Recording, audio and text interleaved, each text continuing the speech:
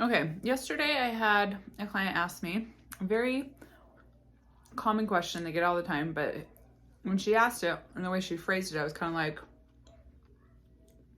this is the problem we're having here. And she asked, how do I talk myself out of the fear of weight gain? How do I talk myself out of not being afraid to gain weight? You don't. That's exactly the point of recovery is you don't. You can't talk yourself out of not being afraid. You can read books, you can watch videos, you can, follow fat positive people, you can try to envision and imagine yourself not being afraid of weight gain, but like none of that's actually gonna change what your brain believes until you change your actions, because your brain is observing everything you're doing. Your brain is like this super, super observant, really interested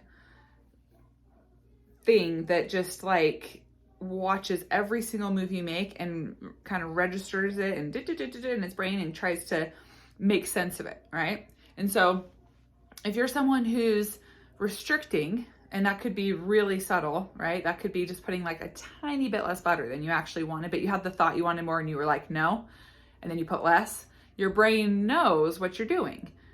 And so if you're in recovery and you're doing like really well, you're doing really well and you're challenging all kinds of things and you're feeling super free, but you still have that like really just kind of immense fear of weight gain, ask yourself, what little things could you possibly be doing that could still be registered into your brain? Your brain's hypersensitive of any kind of little restriction, right? So the fact that you're still having the thought, ooh, I want more butter, but ooh, I shouldn't, means there's still more rewiring. There's still that fear of weight gain. Now, if somebody, let's say a different scenario would be someone who's either, I don't know, fully rewired or someone who never had an eating disorder. Let's say they're buttering their toast and they're distracted and they happen to get a little less amount. They're not paying attention. There's no thought process of I should have less. That's going to be much different, even though maybe possibly the body got a little bit less butter that day.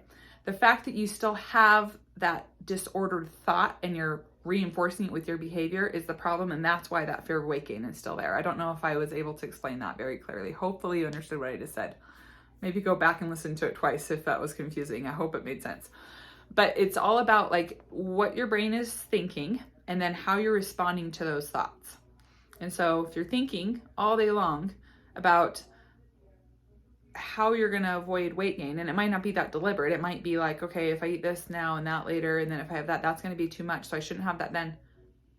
Even just that thought process right there, your brain's lighting up and it's like, oh, okay, fear of weight gain. Yeah, we're used to this. This is the cycle we do. This is how we think. We're afraid of weight gain, and this is how we operate, and we try to do everything in our power to avoid weight gain.